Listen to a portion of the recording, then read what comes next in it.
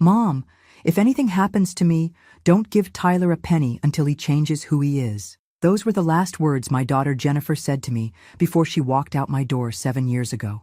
6 hours later, she was dead, her car wrapped around an oak tree in the rain. I never imagined those words would haunt me through every milestone, every birthday, and now through the elaborate flower arrangements and champagne fountains at my grandson's wedding.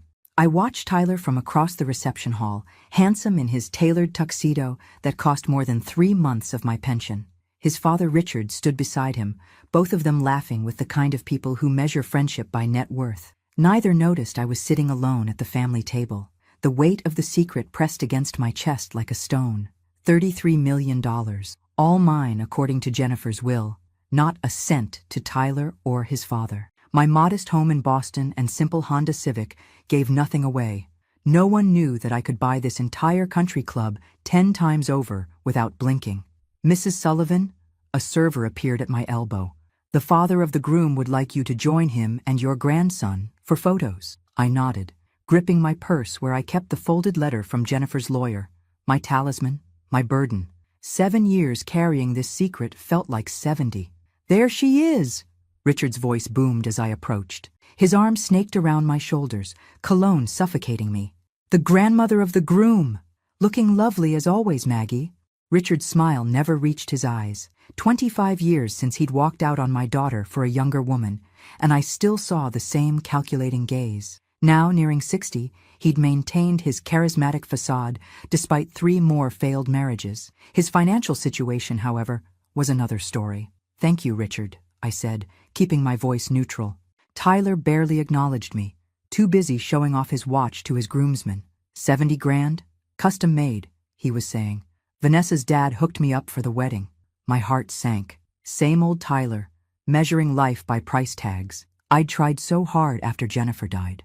Opened my home to him when he was 16, still reeling from losing his mother. I cooked his favorite meals, attended every school event, paid for the best therapist in Boston. But Richard's influence ran too deep. "Grandma, stand here." Tyler positioned me like a prop, his hands cold on my shoulders. For a flicker of a moment, I saw Jennifer in his eyes, same deep blue, same tiny fleck of gold near the pupil. Then it was gone, replaced by that familiar entitled stare. The photographer snapped several photos, and I forced a smile. Did they have any idea what I was hiding? That Jennifer had seen right through both of them? "Excuse me." I stepped away as soon as the photos finished, needing air. Outside on the terrace, overlooking manicured gardens, I unfolded Jennifer's letter again. The paper had grown thin from handling. "Mom, I've watched Tyler become more like Richard every year. The materialism, the manipulation, the belief that money is the answer to everything. I failed him as a mother. Maybe I worked too much after the divorce. Maybe I was too lenient. But I can't let my life's work fund the same emptiness that Richard embodies. You're the only one I trust. Use your wisdom. If Tyler ever truly changes, you'll know." Beautiful ceremony, wasn't it? I startled, quickly folding the letter. A young woman in a bridesmaid's dress stood nearby, Vanessa's sister, Emma. "Yes, lovely," I managed. Vanessa spent months planning every detail. Emma leaned against the railing, though she fought with Tyler about the cost. "Did you know she wanted something smaller? She actually wanted to donate half the wedding budget to the community center where she volunteers." My attention sharpened. "I didn't know that." Emma laughed softly. "That's my sister. She keeps the volunteer work quiet, says it's not about recognition." She glanced back toward the reception. Between us, I was surprised when she fell for Tyler. They seemed so different. Before I could respond, a commotion erupted inside. Through the terrace doors, I saw Richard swaying on his feet, pointing angrily at Vanessa's father. Tyler was trying to pull him away, embarrassment etched on his face. "Oh no," Emma whispered. "Mr. Sullivan has been drinking since noon." I watched as security discreetly approached. Richard's voice carried across the terrace. "You think you're better than me? I built everything from nothing. When Tyler gets his mother's money, we'll show you what real wealth looks like." My blood turned to ice. How did Richard know about Jennifer's money? What had Tyler told him? Before I could continue my conversation with Emma, I need to tell you something important. If you want to hear more stories like this one, without ads, delivered straight to your phone even without internet, just check out the pinned comment. As I rushed back inside, one thought hammered in my mind. Jennifer had been right all along, and now, the secret I'd kept for 7 years was about to explode, right in the middle of my grandson's wedding. The wedding coordinator intercepted me before I could reach Richard, her smile professional but strained. "Mrs. Sullivan, we're handling the situation. Perhaps you could join the bride's family for the cake cutting. It's starting in 5 minutes." Over her shoulder, I watched security discreetly escorting Richard toward a side room. Tyler stood frozen, his face a mask of fury and humiliation. Our eyes met across the room, and for the first time that day, he actually saw me.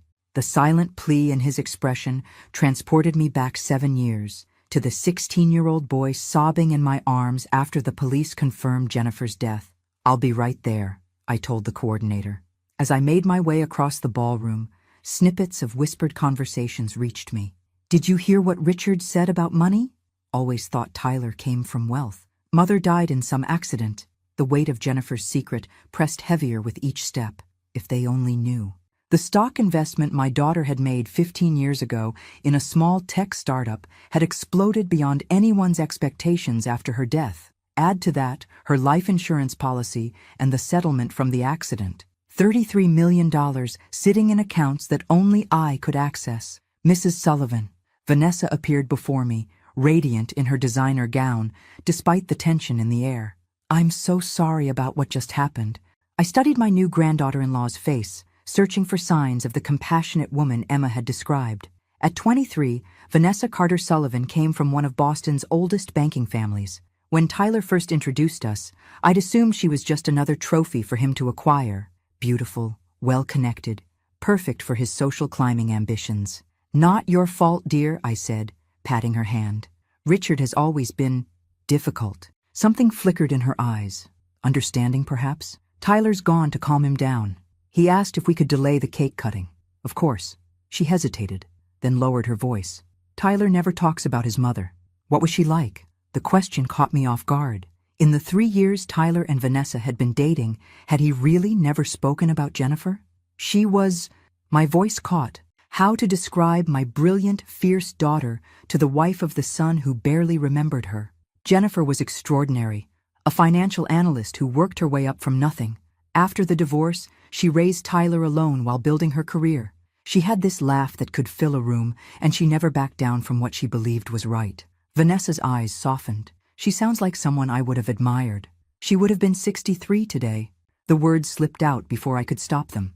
Vanessa's eyes widened. "Today is her birthday? Did Tyler know?" I nodded. "He chose the wedding date. I thought perhaps it was his way of honoring her." The look of shock on Vanessa's face told me everything. Tyler hadn't remembered. Or worse, hadn't cared. "Mrs. Sullivan, please, call me Maggie." "Maggie," she corrected herself. "Would you help me fix my veil before the photos? In the bridal suite?" I recognized the excuse for what it was. An opportunity to speak privately. Curious, I followed her through the reception hall, past clusters of expensively dressed guests. The bridal suite was empty now, scattered with makeup brushes and champagne flutes. Vanessa closed the door and turned to face me. "There's something you should know." My heart hammered. Had she discovered the truth about Jennifer's money? "Tyler's in trouble," she said instead. "Financial trouble. Big trouble." I blinked, momentarily thrown. "What do you mean?" "He maxed out 5 credit cards paying for the honeymoon and his portion of the wedding.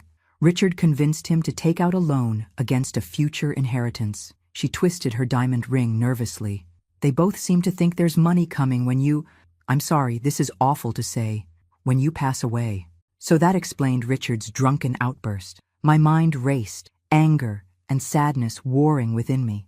7 years of providing for Tyler, the private university tuition I paid anonymously through a trust, the apartment I subsidized, the lucky breaks I arranged through old nursing contacts, and still, he was counting the days until my death? "There's something else," Vanessa continued, her voice dropping to a whisper. "Last night, I overheard Richard telling Tyler they should try to get you declared mentally incompetent if you don't cooperate about the inheritance after the wedding." The room seemed to tilt. "What?" Vanessa's eyes filled with tears. "I can't believe I'm saying this on my wedding day, but I think I've made a terrible mistake. The man I fell in love with, the Tyler who volunteers with me at the community center, who stayed up all night helping me prepare meals for the homeless, that man seems to disappear whenever his father is around. I stared at her, processing this new information. Tyler volunteering? Helping the homeless? This didn't align with anything I'd observed over the past 7 years. Before I could respond, the door burst open. Tyler stood there, his face flushed with either anger or alcohol, perhaps both. "There you are," he snapped at Vanessa. "Everyone's waiting. What are you doing with her?" The contempt in the way he said "her" cut through me like a knife. This was the real Tyler, the one Jennifer had seen clearly enough to protect her fortune from. "Don't speak to your grandmother that way," Vanessa said, her voice quiet but firm. Tyler's expression darkened. "Stay out of family business, Vanessa. Dad's having a rough day." "It's your mother's birthday, Tyler," she replied. "Did you even remember?" The color drained from his face. For a moment, the mask slipped, and I glimpsed something I hadn't seen in years: shame. "The cake," he muttered, turning away. "They're waiting." As Vanessa followed him out, she gave me a look that spoke volumes. This marriage was already fracturing, barely hours after the vows. Alone in the bridal suite, I pulled out my phone and dialed a number I rarely used. "Stanley Friedman's office," answered a crisp voice. "This is Margaret Sullivan," I said. "I need to speak with Jennifer's lawyer immediately. There's been a development." Stanley couldn't take my call until Monday, but his assistant assured me the trust was secure. Nobody, not Richard, not Tyler, not even a team of Boston's finest lawyers, could touch Jennifer's money without my consent.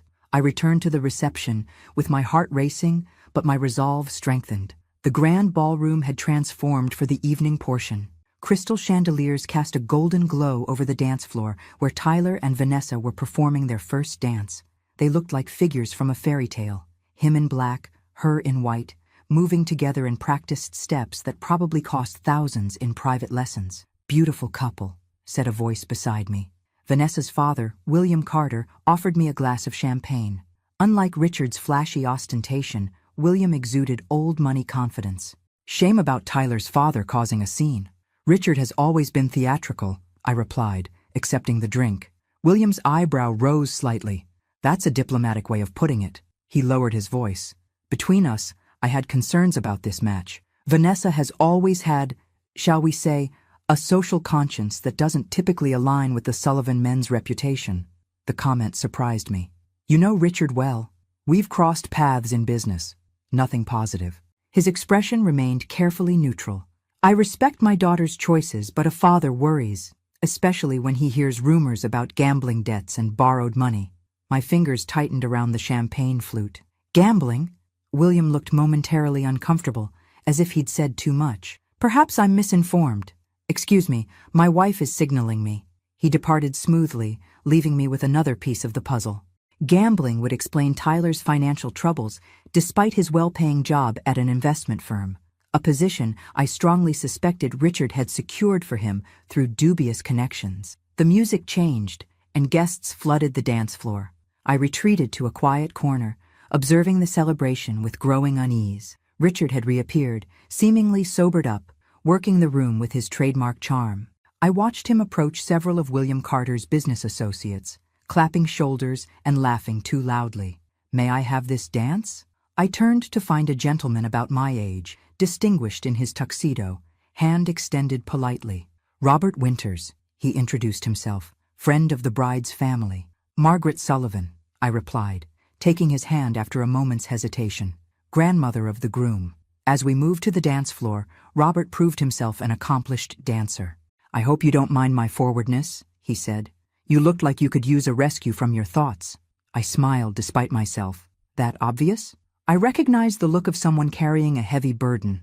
I wore it myself for years after my wife passed. There was no pity in his tone, just understanding. For a moment, I allowed myself to relax into the dance, grateful for the respite from the tension.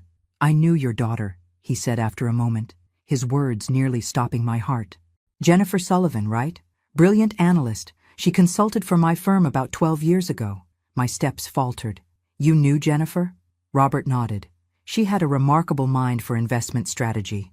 Saved our company millions with her recommendations." His expression grew thoughtful. "I lost track of her after she left the industry. Someone mentioned she had passed, and I was deeply sorry to hear it." "Car accident," I said automatically, the words rehearsed from years of condolences. 7 years ago.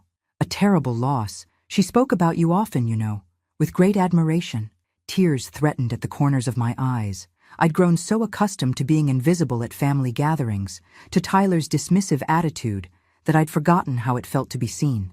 Did she ever mention— I began, then stopped myself. What was I doing? Interrogating a stranger at my grandson's wedding. But Robert seemed to understand what I couldn't ask. If you're wondering whether she mentioned her investment in Horizon Tech, yes, she did. Jennifer was one of the earliest investors. Smart move that would have paid off substantially. My blood ran cold. How much did this man know? It's actually why I approached you, Robert continued, his voice dropping. I recognized you from a photo in her office. When I saw you here, looking so troubled, I wondered if perhaps her son inherited that investment. Young people often mismanage sudden wealth. The dance ended before I could respond, which was fortunate since I had no idea what to say.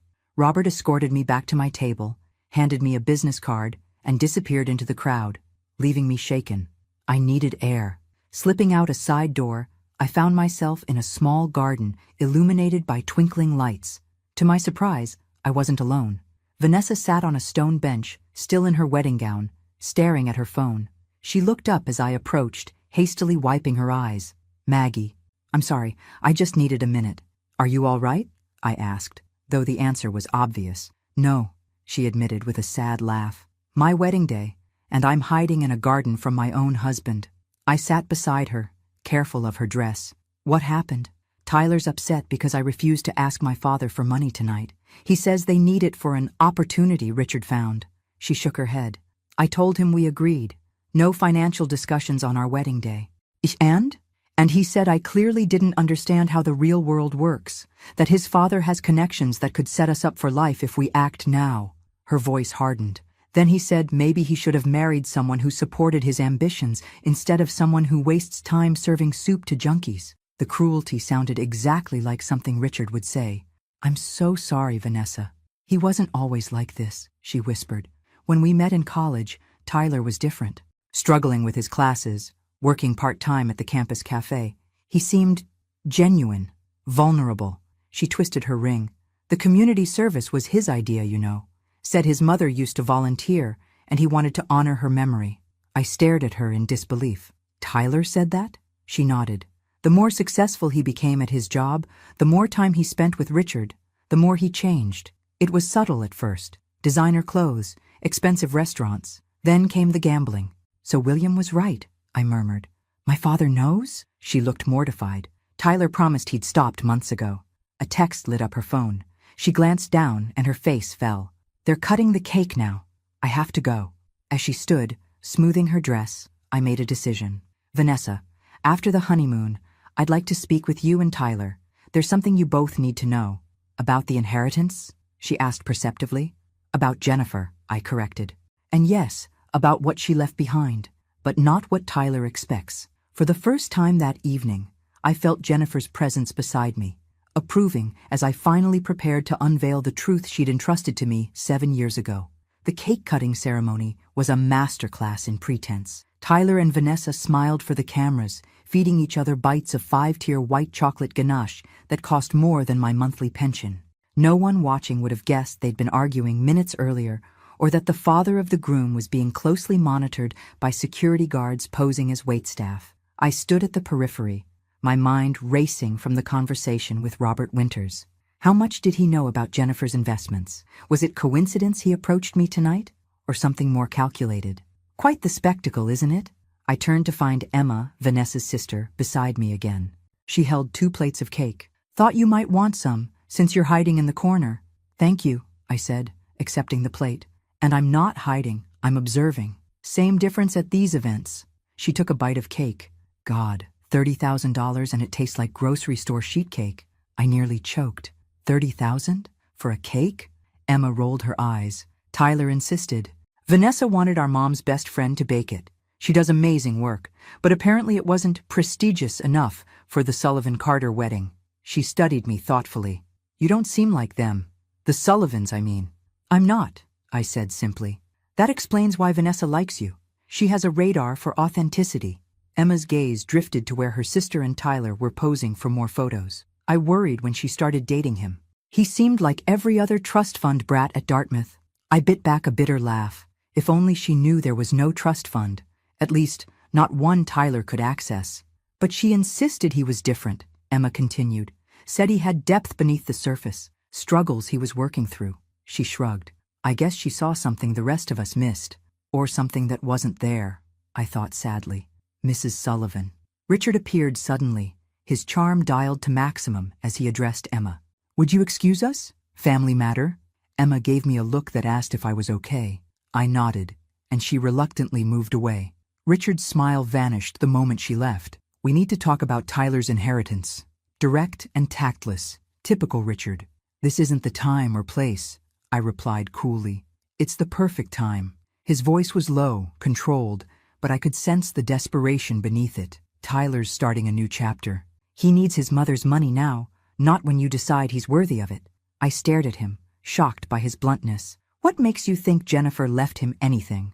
A flicker of uncertainty crossed his face before his confidence reasserted itself. Don't play games, Maggie. Jennifer had that Horizon Tech investment. Everyone in the industry knew it exploded after her death. That money belongs to her son. Legally, it belongs to whoever she designated in her will, I countered. His eyes narrowed. And you've been controlling it all these years, doling out just enough to keep him dependent on you. Classic manipulation. The accusation, so hypocritical coming from him, made my blood boil. Is that what you've told Tyler? That I'm manipulating him? I've told him the truth, that his grandmother is withholding his birthright. Richard stepped closer, his cologne suffocating me again. He needs that money, Maggie. We both do. We? I repeated, catching the slip. Richard's face hardened. I've invested everything in his future, gotten him connections, opportunities. Now we have a chance at something big, really big. But we need capital. Another scheme, Richard? Like the real estate development that bankrupted you in 2012? Or the restaurant chain that folded in 2018?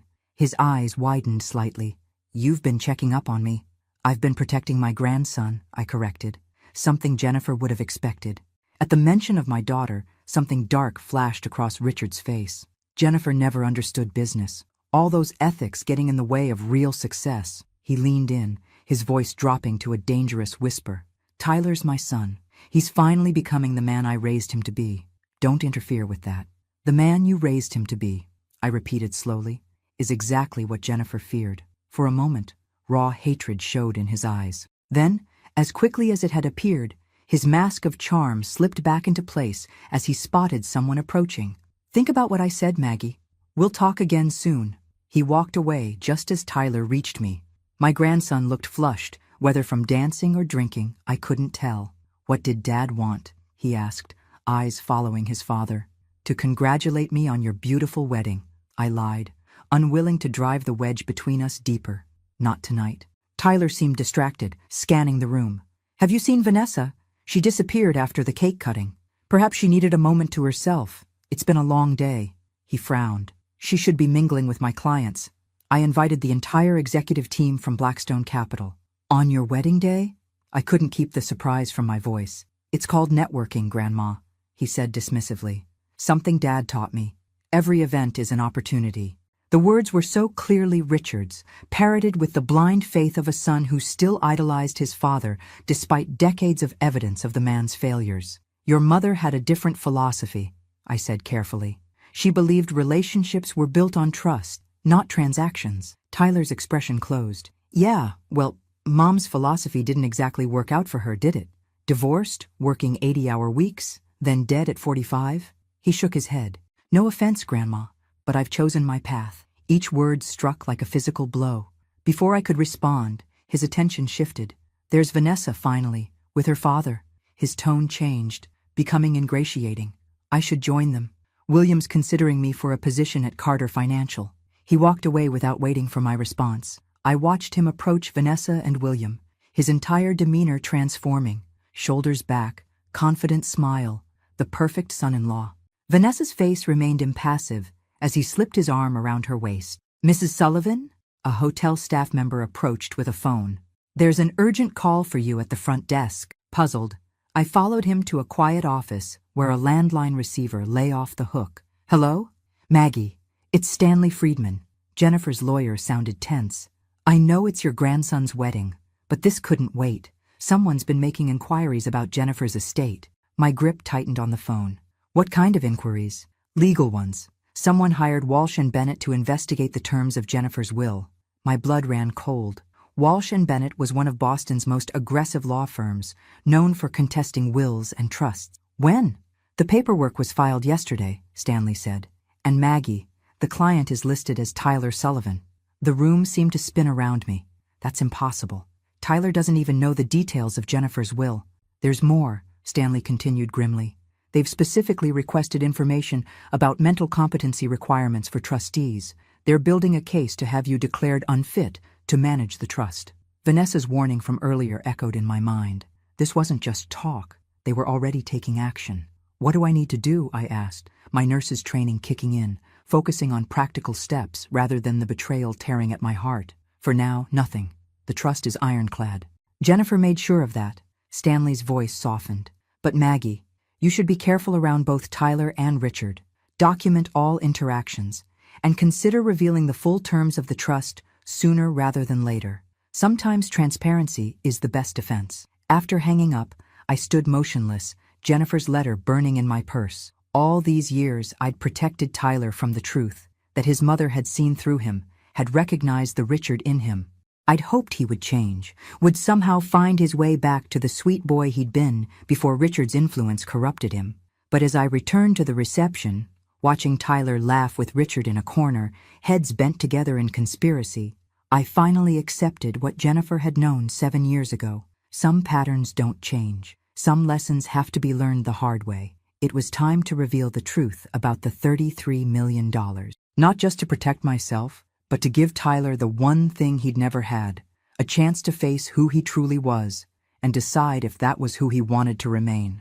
The brunch the day after the wedding was smaller, more intimate, just family and the wedding party gathered in a private dining room at the Carter estate. I'd barely slept, Stanley's warning playing on repeat in my mind. As I entered the sunlit conservatory where tables had been arranged among lush tropical plants, I steeled myself for the confrontation that seemed inevitable. Tyler and Vanessa hadn't arrived yet. Richard sat with several groomsmen, looking remarkably fresh for someone who'd been escorted out by security the night before. He caught my eye and raised his mimosa in a mocking toast. Margaret. William Carter approached, offering me coffee.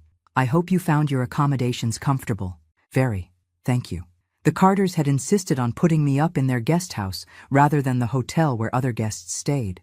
I'd been touched by the gesture, but now wondered if William had his own reasons for keeping me close. I wonder if we might speak privately before the young couple arrives, he said, confirming my suspicion. I followed him to a stone terrace overlooking immaculate gardens. For a moment, neither of us spoke, sipping our coffee and watching gardeners trim hedges in the distance. I should tell you, William finally said, that I knew Jennifer. Another revelation.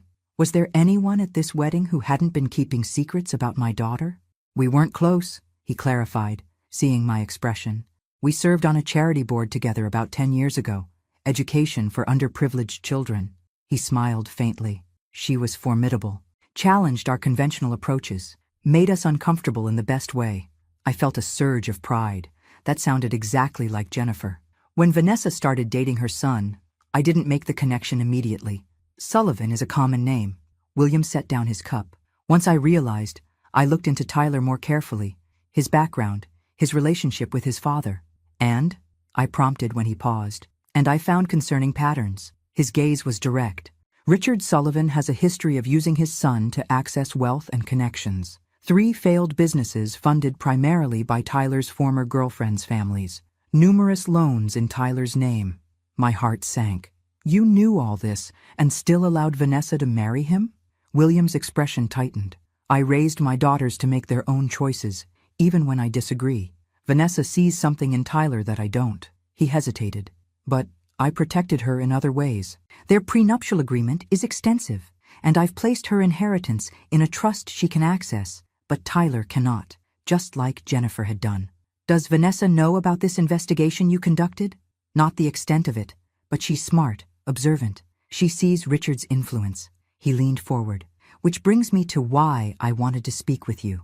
There are rumors in financial circles that Jennifer left behind substantial assets that Tyler expects to inherit when you pass. Richard has been using this expectation to secure investments and loans. And you're concerned about your daughter being drawn into their schemes, I concluded. Precisely. He met my eyes. I don't mean to be indelicate, Margaret, but are these rumors true? Did Jennifer leave her son a significant inheritance? The question hung between us. I could lie, maintain the secret I'd kept for 7 years. But what purpose would that serve now? Jennifer left everything to me, I said quietly. With specific instructions about Tyler. William's eyebrows rose slightly, but he showed no other reaction. I see. And Richard and Tyler don't know this.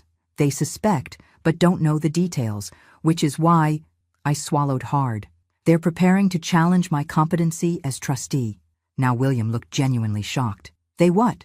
Before I could explain further, the terrace doors opened.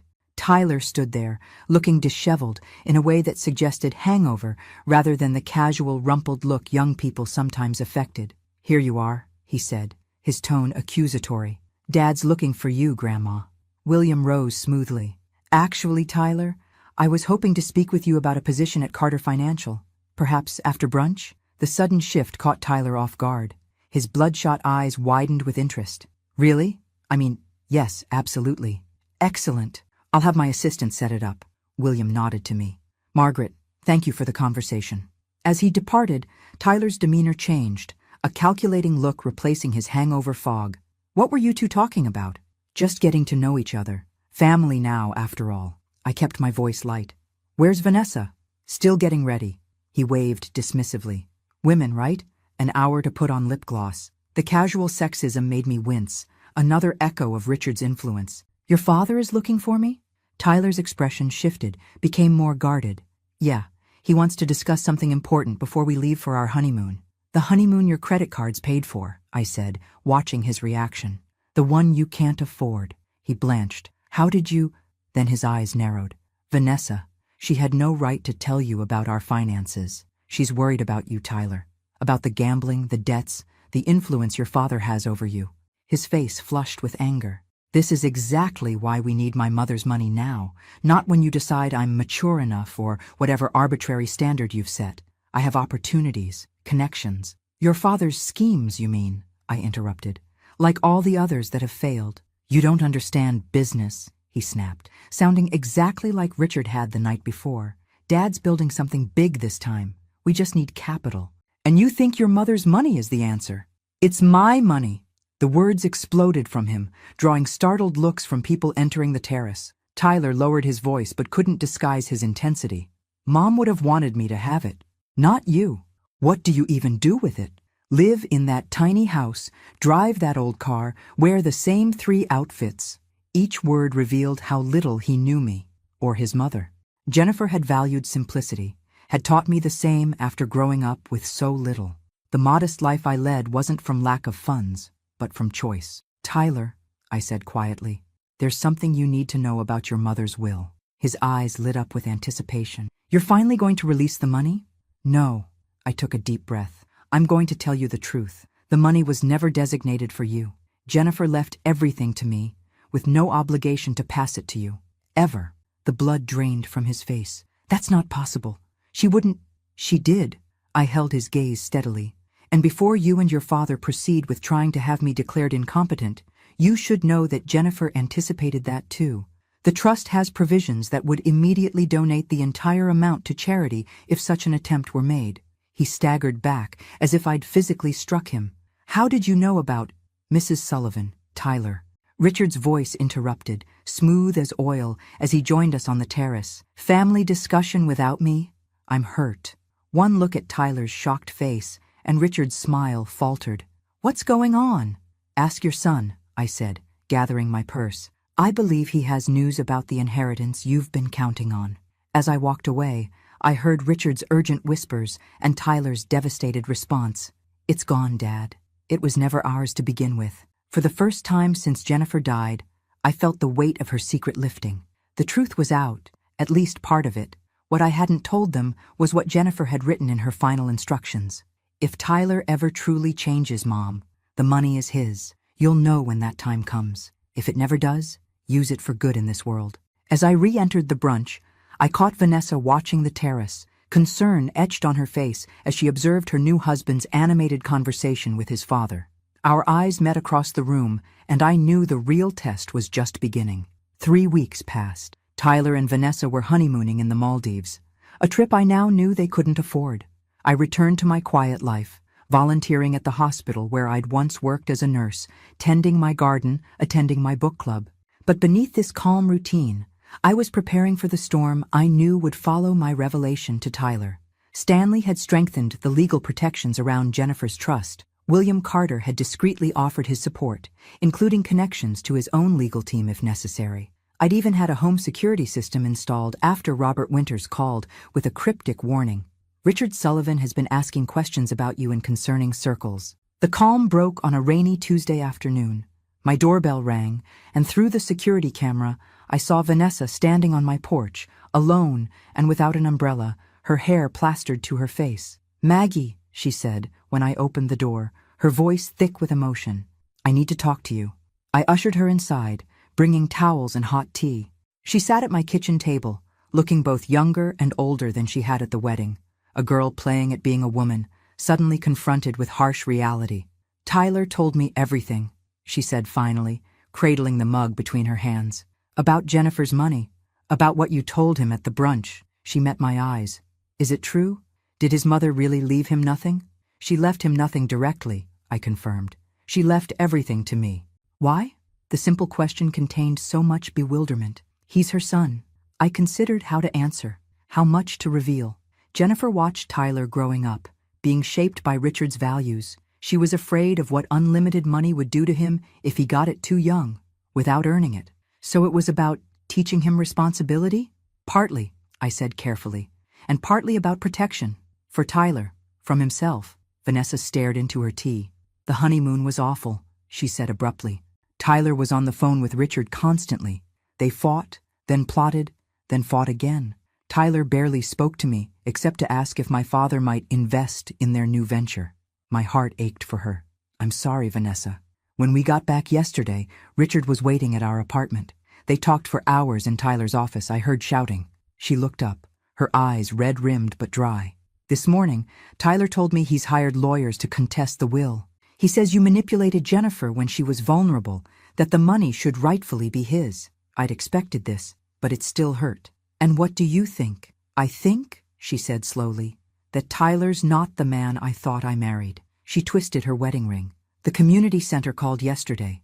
Tyler resigned from volunteering, said he couldn't waste time on charity cases anymore." The cruelty of the statement, so reminiscent of Richard, made me wince. "There's something else," Vanessa continued. "Tyler doesn't know I heard, but Richard was talking about other ways to accelerate the inheritance timeline. It scared me, Maggie, the way he said it." She leaned forward. "I don't think you're safe." A chill ran through me. "You think they'd harm me? I don't know what they're capable of anymore," she whispered. "Richard has a hold over Tyler I don't understand. It's like he becomes a different person around his father." We sat in silence, the rain drumming against the windows. Finally, I made a decision. "There's something you should see." I went to my bedroom and returned with Jennifer's letter, the paper soft from years of handling. This is what Jennifer wrote to accompany her will. I've never shown it to anyone. Vanessa took it with trembling hands. As she read, her expression shifted from curiosity to shock, then to profound sadness. "Mom, I've watched Tyler become more like Richard every year. I've tried everything to break Richard's influence. The money would only accelerate Tyler's worst tendencies, but I haven't given up hope entirely. If he ever truly changes, if he finds his way back to the values I tried to teach him, you'll know. And then, Mom, the money is his to use wisely. Until then, protect him from himself, and protect yourself from both of them." She knew, Vanessa whispered. She saw exactly what would happen. "Jennifer was insightful," I said, "and she loved Tyler, even when she couldn't reach him." Vanessa carefully refolded the letter. "What will you do now?" "Defend the trust, as Jennifer asked, and hope." "Hope for what?" "That Tyler finds his way back, that he chooses to be more than Richard's son." Vanessa's phone buzzed with a text. Her face tightened as she read it. "Tyler wants me home. They're meeting with the lawyers." She stood, smoothing her still damp clothes. "I need to think about what to do next." As I walked her to the door, she turned suddenly. "The money, All those millions. What do you do with it, Maggie? Do you just leave it sitting in accounts? I smiled faintly. Jennifer was very specific about that too. Half the income goes to foundations supporting victims of domestic abuse, Jennifer's private passion. The other half funds scholarships for low-income students, in Tyler's name, though he doesn't know it. I paused. And yes, some sits untouched, growing, waiting for Tyler to become the man his mother hoped he could be. Something shifted in Vanessa's expression. You never intended to keep it all. It was never about the money, I said gently. It was about what it would do to him. After she left, I called Stanley to warn him about the impending legal challenge. Then I called William Carter. They're moving forward with contesting the will, I told him. And Vanessa is concerned they might try other methods. William's response was immediate. Pack a bag. I'm sending a car. You'll stay at our guest house until this is resolved. I can't impose. Margaret, he interrupted firmly. Jennifer protected her son from his worst instincts. Allow me to protect her mother from the consequences. 3 hours later, I was settled in the Carters' guest house, the same one I'd stayed in after the wedding. As evening fell, I sat on the terrace watching lights come on across the estate grounds. My phone rang, a number I didn't recognize. Mrs. Sullivan? The voice was familiar, but I couldn't place it. It's Robert Winters. I hope you don't mind me calling. I got your number from a mutual acquaintance. I tensed. What do you want, Mr. Winters? To warn you. His tone was grave. Richard Sullivan has been asking about Jennifer's investment portfolio, specifically about who might have helped her set it up. My name came up. Now I remembered. He'd said he knew Jennifer professionally. What did you tell him? I asked. Nothing important. But he's desperate, Mrs. Sullivan. Men like Richard, when they're cornered financially. He let the implication hang. Be careful. That's all I wanted to say. After he hung up, I stood at the window watching darkness claim the manicured gardens. For 7 years, I'd carried Jennifer's secret alone. Now suddenly, so many people knew or suspected. William, Vanessa, Robert Winters, Tyler, Richard, their lawyers. I touched my phone, tempted to call Tyler, to try one more time to reach the grandson I'd helped raise, the boy who'd once had his mother's smile and compassion. But the screen lit up before I could dial. A text from Vanessa. Tyler's gone to stay with Richard. Says he needs space to process the betrayal. I'm coming to my parents' house tonight. Need to talk to you again. There's more you should know. I stared at the message, wondering what else Jennifer's carefully constructed plan had set in motion, and whether any of us would emerge unscathed from the truth it had protected for so long.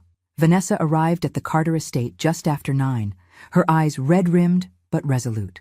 We sat in the guest house living room, the soft lamplight casting long shadows as rain continued to patter against the windows. I found something, she said without preamble, pulling a small flash drive from her purse. When Tyler left for Richard's, I went through his office. I know I shouldn't have, but after what I heard, she shook her head. I had to know what they were planning.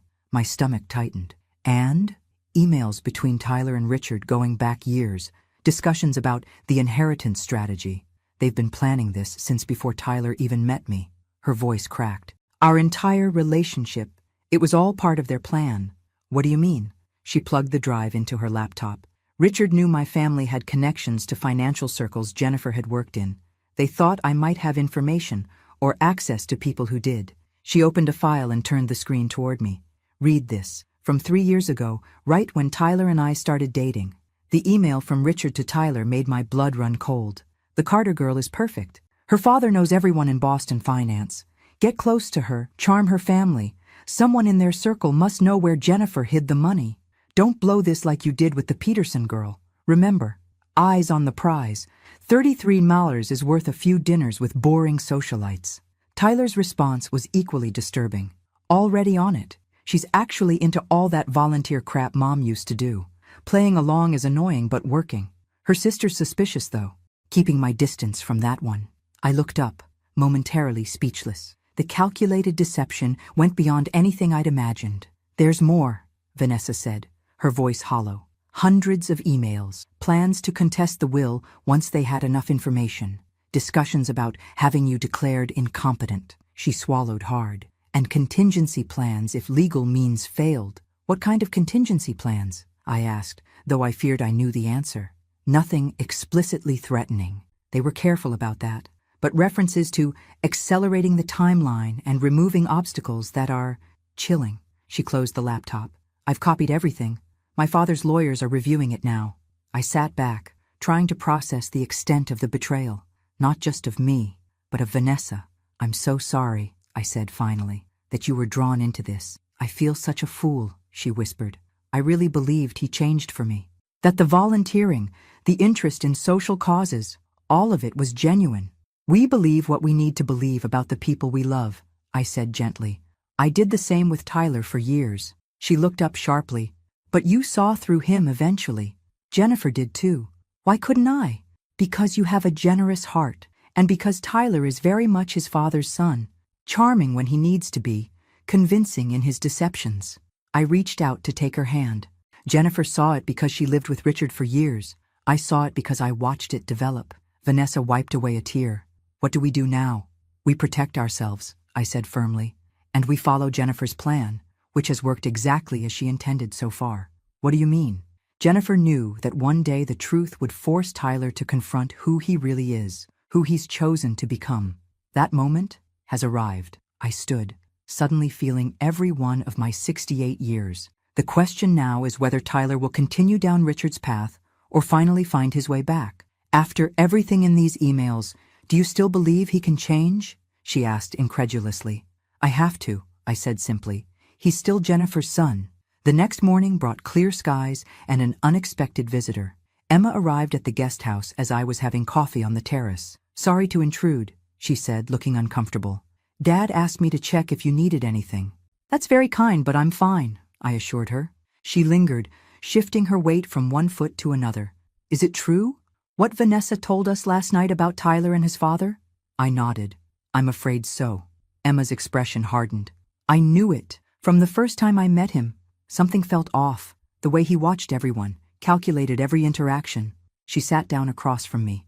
Vanessa wouldn't listen. She said I was being judgmental, that Tyler had hidden depths. He does have depths, I said quietly, just not the kind she hoped for. She's devastated. Dad's talking about annulment, but she won't discuss it yet. Emma studied me with curious intensity. Why aren't you more angry? They were literally plotting against you. It was a fair question. I've had 7 years to prepare for this moment. Jennifer warned me it would come. She sounds like she was remarkable. She was. I smiled at the memory of my fierce, principled daughter. And she'd be grateful for how your family has supported Vanessa through this. Emma's phone chimed with a text. Her expression changed as she read it. Oh no. What is it? Tyler's here, at the main house. He's demanding to see Vanessa. I rose immediately. I should...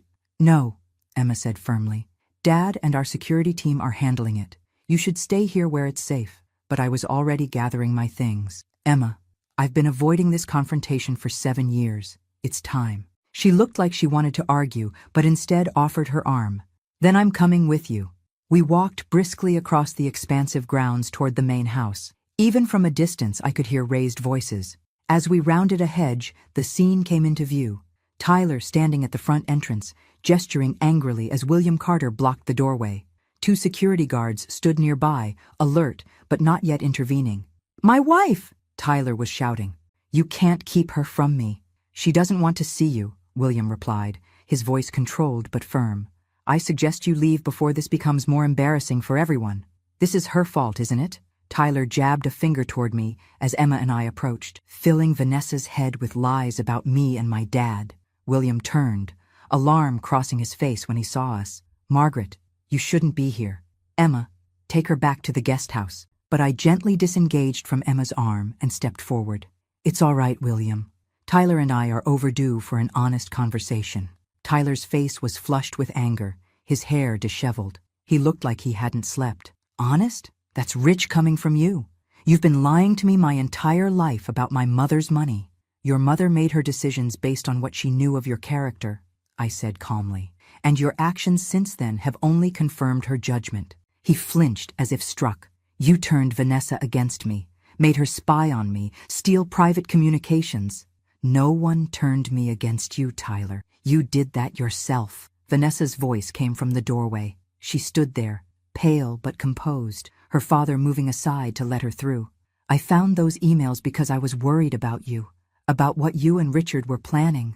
Tyler's expression shifted, the anger momentarily replaced by calculation. Babe, you don't understand. Dad gets carried away sometimes with how he phrases things. We were just trying to protect what's rightfully mine. By deceiving me? By using me to get to Maggie? Vanessa's voice trembled. The volunteer work, the interest in my causes, was any of it real? A flicker of shame crossed Tyler's face before hardening again. I did what I had to do. That money belongs to me. It's my birthright. Money isn't a birthright, I said quietly. It's a responsibility. One your mother didn't believe you were ready for. Because you poisoned her against me, he shouted, losing control again. Just like you've poisoned Vanessa. William stepped forward. That's enough. You need to leave now, Tyler. Not without my wife. Vanessa shook her head. I'm not going anywhere with you. Not until I figure out if there's anything left between us worth saving. Something dangerous flashed in Tyler's eyes. This isn't over. Any of it. He looked directly at me. Dad was right about you all along. You've manipulated everyone, turned them against us. But we'll get what's ours. As he stormed off toward his car, Vanessa let out a shaky breath. I've never seen him like that. I have, I said softly. When he was 17, angry at the world for taking his mother, Richard channels that anger, uses it. William placed a protective arm around his daughter. We should go inside. The lawyers will be here soon to discuss options. As we turned toward the house, I glanced back at Tyler's retreating figure and felt a profound sadness wash over me. In trying to protect him from himself, had Jennifer's plan only pushed him further into Richard's toxic influence? Or was this confrontation exactly what needed to happen, the breaking point before any healing could begin? Either way, the battle lines were now clearly drawn, and I knew with cold certainty that Richard wouldn't stop until he had what he believed was his due, even if it meant destroying what remained of his son's integrity to get it. The next 2 days passed in a blur of legal consultations and security precautions. William's team discovered that Richard had substantial gambling debts to dangerous people, explaining his increasing desperation.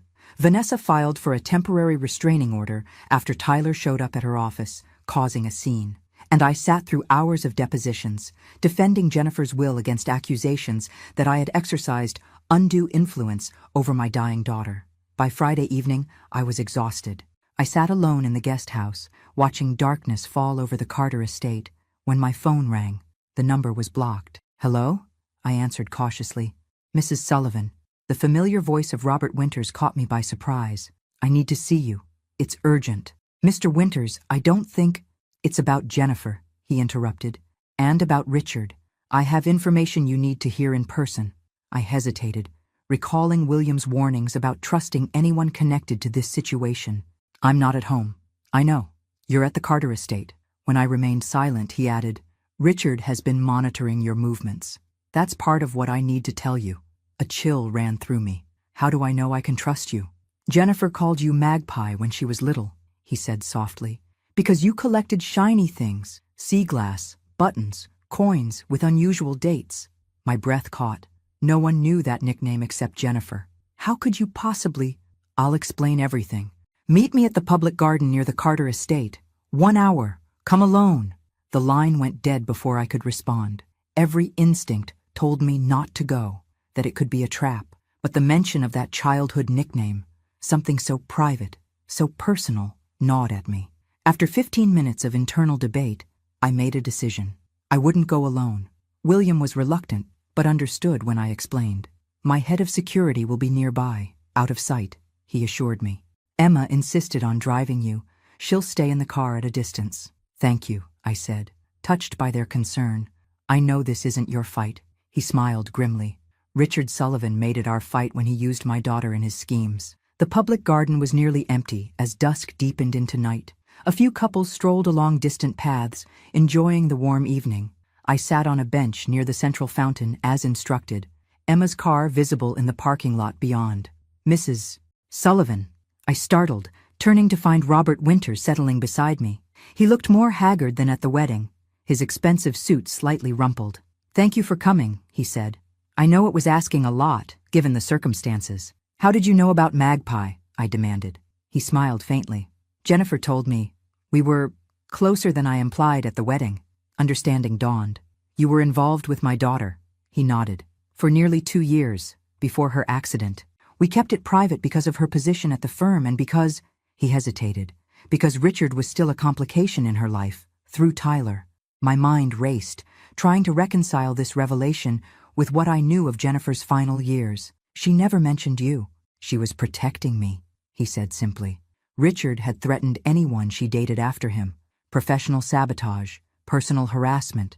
He couldn't stand the idea of her moving on. Robert looked down at his hands.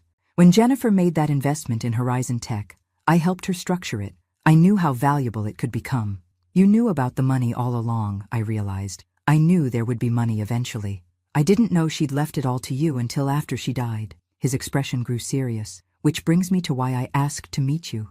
Richard has become dangerously obsessed with getting that money. He's hired people to watch you, to look for any vulnerability in the trust. How do you know this? Because he approached me last week, offered me a percentage if I would help him challenge the will based on my relationship with Jennifer. Robert's face hardened. He thought I would betray her for money. And you refused. Of course I refused, but it made me realize how far he's willing to go. He leaned closer. Richard has evidence of your recent doctor visits. He knows about your heart condition. My blood ran cold. My mild arrhythmia was nothing serious, but in the hands of Richard's lawyers, it could be weaponized to question my competence. There's more, Robert continued. He's been manipulating Tyler since Jennifer died, feeding him a distorted version of his mother, making her seem weak, financially foolish, easily influenced by you. His eyes met mine.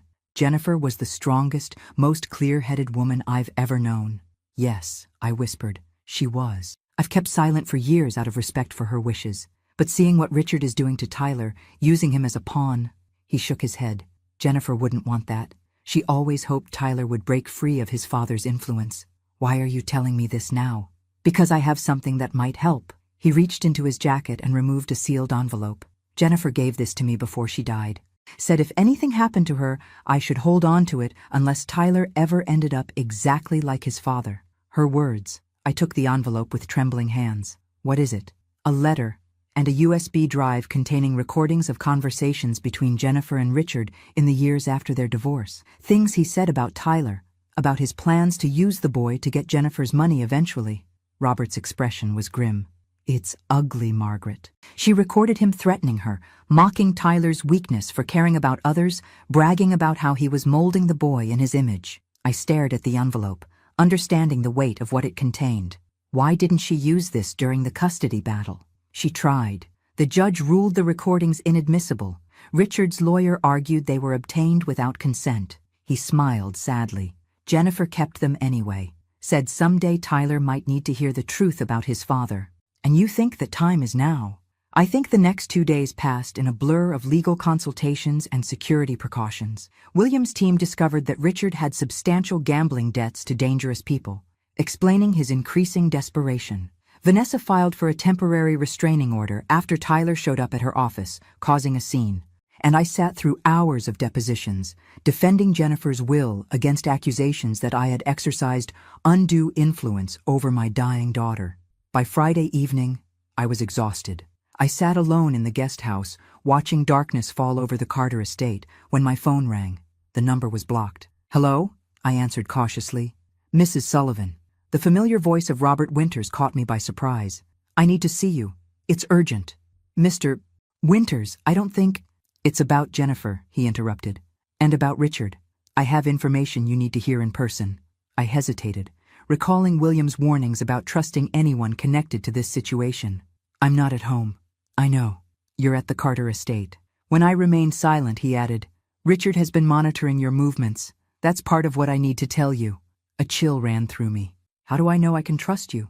Jennifer called you Magpie when she was little, he said softly, because you collected shiny things, sea glass, buttons, coins with unusual dates. My breath caught. No one knew that nickname except Jennifer. How could you possibly... I'll explain everything.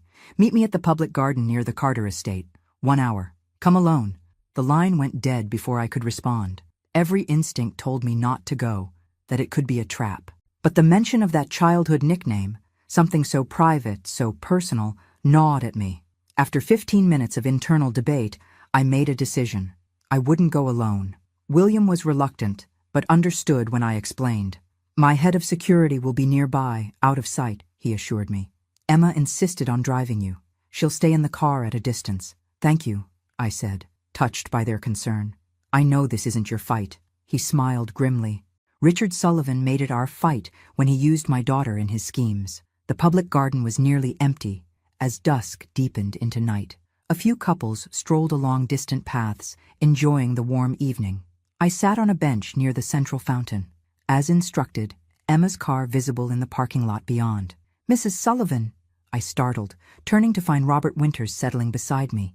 He looked more haggard than at the wedding, his expensive suit slightly rumpled. Thank you for coming, he said. I know it was asking a lot, given the circumstances. How did you know about Magpie? I demanded. He smiled faintly. Jennifer told me. We were closer than I implied at the wedding. Understanding dawned. You were involved with my daughter. He nodded. For nearly 2 years before her accident. We kept it private because of her position at the firm and because, he hesitated, because Richard was still a complication in her life, through Tyler. My mind raced, trying to reconcile this revelation with what I knew of Jennifer's final years. She never mentioned you. She was protecting me, he said simply. Richard had threatened anyone she dated after him. Professional sabotage, personal harassment. He couldn't stand the idea of her moving on. Robert looked down at his hands. When Jennifer made that investment in Horizon Tech, I helped her structure it. I knew how valuable it could become. You knew about the money all along, I realized. I knew there would be money eventually. I didn't know she'd left it all to you until after she died. His expression grew serious, which brings me to why I asked to meet you.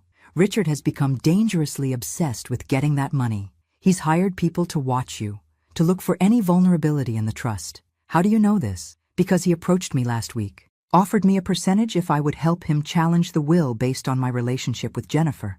Robert's face hardened. He thought I would betray her for money. And you refused. Of course I refused. But it made me realize how far he's willing to go. He leaned closer.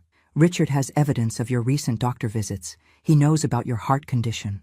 My blood ran cold. My mild arrhythmia was nothing serious, but in the hands of Richard's lawyers, it could be weaponized to question my competence. There's more, Robert continued.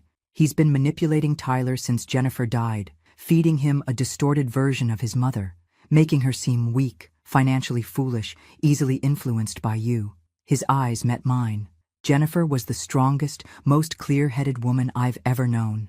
Yes, I whispered, she was. I've kept silent for years out of respect for her wishes. But seeing what Richard is doing to Tyler, using him as a pawn, he shook his head. Jennifer wouldn't want that. She always hoped Tyler would break free of his father's influence. Why are you telling me this now? Because I have something that might help. He reached into his jacket and removed a sealed envelope. Jennifer gave this to me before she died. Said if anything happened to her, I should hold on to it unless Tyler ever ended up exactly like his father. Her words. I took the envelope with trembling hands. What is it? A letter, and a USB drive containing recordings of conversations between Jennifer and Richard in the years after their divorce. Things he said about Tyler, about his plans to use the boy to get Jennifer's money eventually. Robert's expression was grim. It's ugly, Margaret. She recorded him threatening her, mocking Tyler's weakness for caring about others, bragging about how he was molding the boy in his image. I stared at the envelope, understanding the weight of what it contained. Why didn't she use this during the custody battle? She tried. The judge ruled the recordings inadmissible. Richard's lawyer argued they were obtained without consent. He smiled sadly. Jennifer kept them anyway, said someday Tyler might need to hear the truth about his father. And you think that time is now. I think Tyler deserves one last chance to see Richard for who he truly is, Robert said quietly, before he loses everything that matters, his marriage, his integrity, his mother's legacy. As I slipped the envelope into my purse, a twig snapped nearby. Robert tensed, scanning the darkness. We should go. I don't trust Richard not to have followed me. Thank you, I said, standing, for honoring Jennifer's memory this way. He nodded, his expression softening. She was the love of my life, Margaret. I couldn't save her, but perhaps we can still save her son.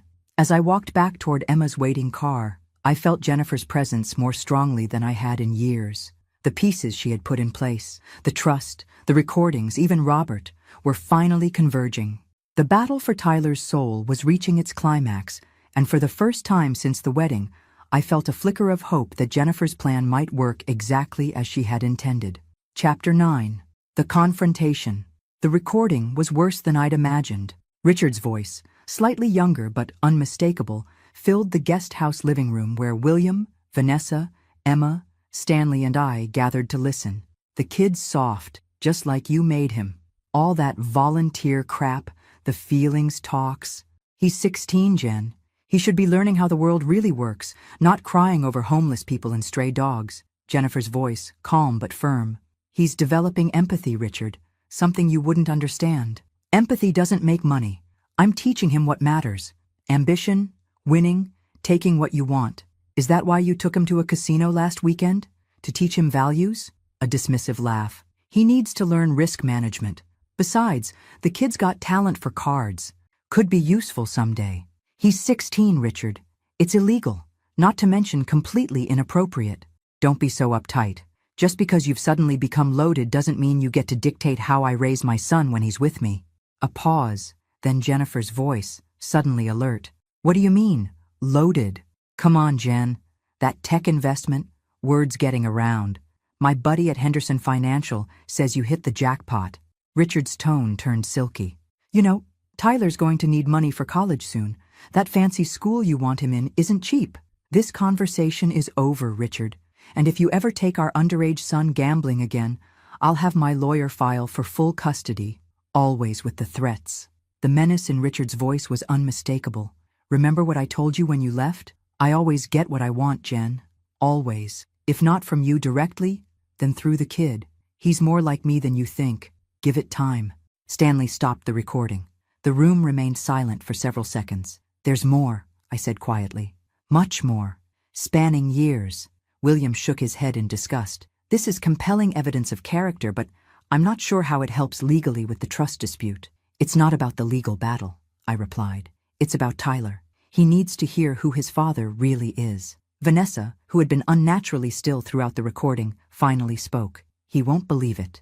Richard will convince him it's been doctored or taken out of context. Perhaps, Stanley acknowledged, but combined with the emails Vanessa found, it creates a pattern that would be difficult to dismiss. Emma leaned forward. We need to get Tyler alone, away from Richard's influence. Make him listen. He won't come here, Vanessa said. And I can't go to Richard's, the restraining order.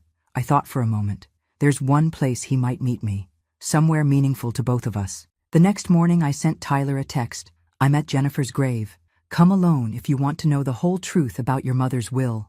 The cemetery was peaceful, morning light filtering through ancient oaks as I sat on the bench facing Jennifer's headstone.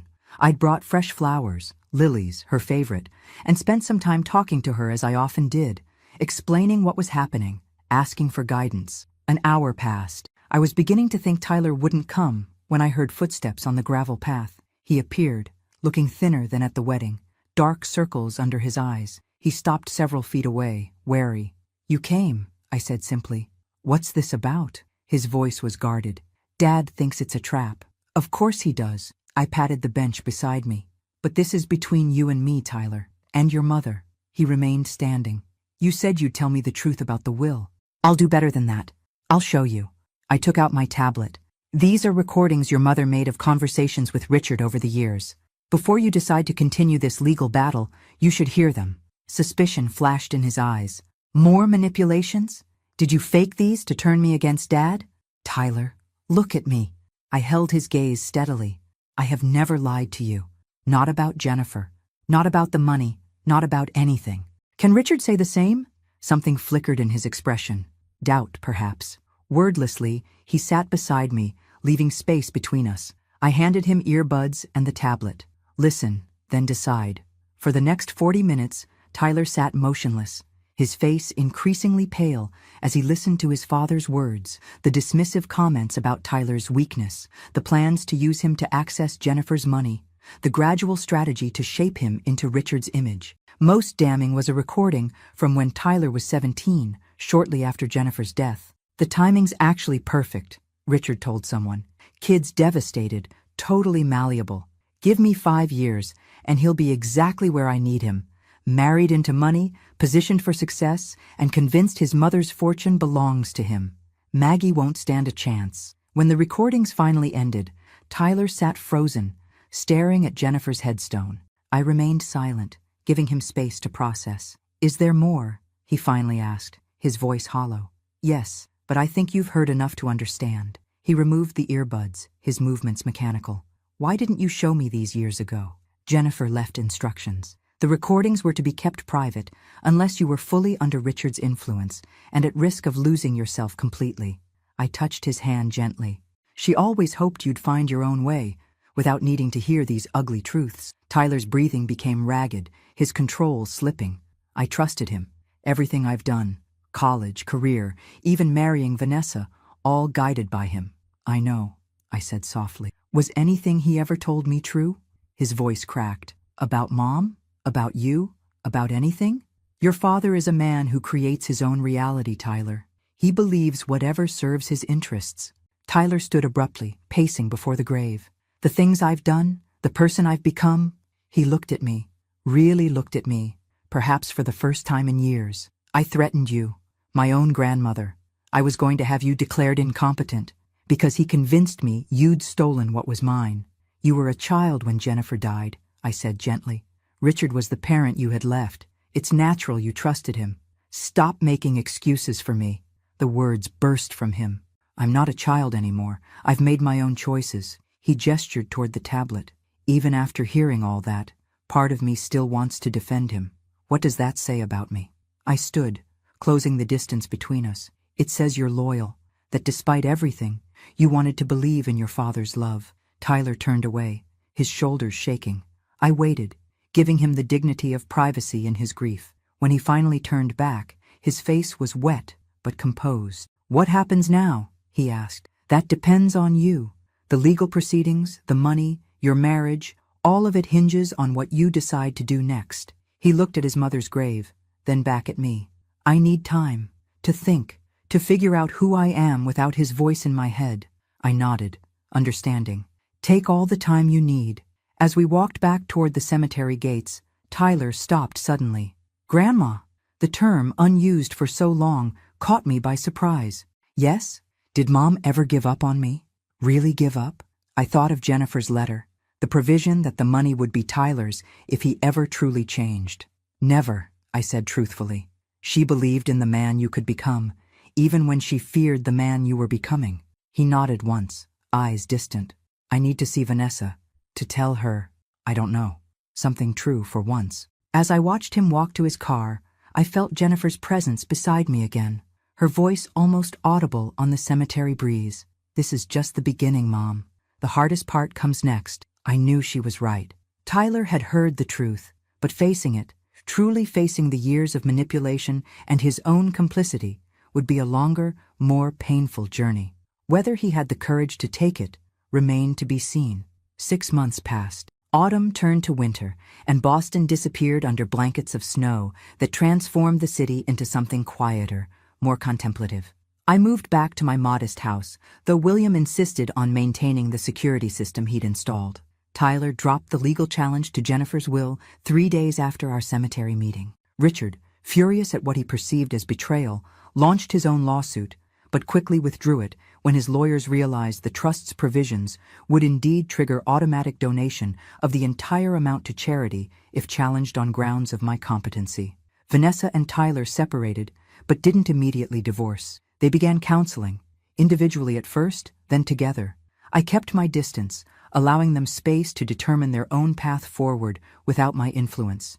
Richard, facing mounting gambling debts and abandoned by the investors he'd promised a share of Jennifer's fortune, left Boston. Tyler told me he'd resurfaced in Las Vegas, working for a third-rate casino, spinning new schemes for fresh marks. As for Tyler himself, the change was gradual but profound. He quit his position at the investment firm and, after weeks of soul-searching, approached the community center where he'd once volunteered with Vanessa. He started small, sorting donations, serving meals, listening to the stories of those who'd fallen through society's cracks. No one there knew about the inheritance drama or his connection to wealth. He was just Tyler, the quiet volunteer who stayed late to help clean up. On a snowy February morning, exactly 7 years and 6 months after Jennifer's death, my doorbell rang. I opened it to find Tyler on my porch, snowflakes catching in his hair. "Can we talk?" he asked. Over tea at my kitchen table, the same table where a desperate Vanessa had sought my help half a year earlier, Tyler outlined what he called his redemption plan. "I want to use my finance background to help people budget, save, avoid predatory loans," he explained. "The community center has nothing like this, but their clients desperately need it." I listened, noting the passion in his voice, Jennifer's passion, finally emerging from beneath the layers of Richard's influence. "I've been working with Vanessa again," he continued, "just as friends, as colleagues. She's developing an outreach program for homeless youth." He hesitated. "We're not back together, not like before, but there's something there worth rebuilding maybe, if she decides I'm worth the risk." "And what do you need from me?" I asked gently. "Nothing." He met my eyes directly. "I'm not here to ask for money or forgiveness or anything else. I just wanted you to know that I'm trying. Really trying this time." I reached across the table and took his hand. "Jennifer would be proud of you." He swallowed hard. "I found some of her old journals. Reading them, it's like meeting her as an adult for the first time. She was extraordinary." "Yes," I said simply. "She was." We sat in comfortable silence, the snow falling softly outside. Finally, Tyler spoke again. "There's something else. I've been meeting with Robert Winters." I tried to hide my surprise. "Oh?" "He's been telling me stories about Mom, who she really was, not Dad's version. And," Tyler looked down at his hands, "he's offered to invest in the financial literacy program, said Mom would have loved the idea." "That sounds like her," I agreed. Tyler hesitated, then asked the question I sensed had been on his mind for months. "The money, Mom's money, what happens to it now?" I studied him, seeing beyond the surface to the genuine curiosity rather than greed. "It continues to fund the scholarships and domestic violence programs Jennifer designated, and it remains in trust, growing. For what purpose? That's for you to discover," I said carefully, "when you're ready." 1 year later, on a bright spring morning, I sat in the audience of a small community center auditorium, watching Tyler address the first graduating class of the Jennifer Sullivan Financial Independence Program. 25 people of various ages received certificates and small grants to continue their education or start modest businesses. Vanessa stood beside him at the podium, their bodies not quite touching, but somehow in sync as they called each graduate's name. The simple gold band had returned to her finger 2 months earlier, after a small, private ceremony at the Carter estate, nothing like the extravagant wedding that had started this journey. After the ceremony, Robert Winters approached me, looking more relaxed than I'd ever seen him. "She would have loved this," he said, nodding toward the graduates mingling with their families. "Yes," I agreed. "She would have." "Have you told him yet?" Robert asked quietly. "Not yet. Soon." That evening I invited Tyler and Vanessa to my home for dinner. After the meal, as we sat in my small living room, I handed Tyler an envelope. "What's this?" he asked. "The final part of Jennifer's plan," I explained. "The part she hoped would someday be possible." Inside was a letter I'd written, outlining the full terms of Jennifer's trust, including the provision that when Tyler demonstrated through his actions that he had rejected Richard's values and embraced Jennifer's vision of service and compassion, the trust would transfer to his control. "I don't understand," he said, looking up from the letter. "You're giving me the money?" "No," I corrected gently. "Jennifer is. She always intended it to be yours eventually. Not as a birthright, but as a responsibility you earned. The scholarships, the domestic violence programs, they continue. But now you'll guide the rest of the trust's resources." Vanessa squeezed his hand as tears filled his eyes. "I don't deserve this," he whispered. "It's not about deserving," I said. "It's about becoming. Jennifer saw who you could be, beyond Richard's influence. It just took longer than she hoped." Later, after they'd left, I sat alone in my garden as twilight settled over Boston. I felt Jennifer's presence again, as I often did in quiet moments. "You were right," I whispered to her, "about everything. The money would have destroyed him back then, and keeping it from him forced him to find himself." As a cool spring breeze rustled the emerging leaves, I thought about the journey from that wedding day to now, how I'd sat silently while Tyler and Richard plotted, while the truth remained buried, while $33 million hung in the balance. That silence had been Jennifer's final gift to her son, the space to fail, to fall, and finally to rise again on his own terms. not as Richard's pawn or Jennifer's heir, but as himself, imperfect, still learning, but finally free. I smiled up at the emerging stars. "Well played, my girl," I whispered. "Well played indeed." 5 years later, the Jennifer Sullivan Foundation has funded financial literacy programs in community centers across 30 states. Tyler and Vanessa work side by side, their partnership stronger for having been broken and deliberately rebuilt. They have a 3-year-old daughter named Jennifer, who already shows her grandmother's determination and her great-grandmother's kindness. Richard occasionally surfaces, always with a new scheme, always looking for an angle. Tyler sends him enough to live on, but refuses any further contact. Robert Winters serves on the foundation's board, his financial expertise and memories of Jennifer guiding its growth. Sometimes I catch him looking at Tyler with a bittersweet expression, seeing Jennifer in her son's emerging strength. As for me, I still live in my modest house, drive my sensible car, and volunteer at the hospital. The neighbors have no idea that the quiet retired nurse on their street helped manage a multi-million-dollar trust for nearly a decade, or that my grandson now oversees one of the fastest-growing charitable foundations in the country. I still visit Jennifer's grave weekly, bringing fresh flowers and updates on her legacy. "You should see him now," I tell her. "He's finally become the man you hoped he could be." And sometimes, when the wind rustles the trees just right, I could swear I hear her answer, "I knew he would, Mom. That's why I left the money to you. You were the only one who would wait long enough to find out." Before I continue with my next story, I want to remind you to subscribe to our channel, hit the notification bell, and leave a comment below telling me what you thought of Tyler and Maggie's journey. If you want to hear more stories like this one, without ads, delivered straight to your phone even without internet, just check out the pinned comment.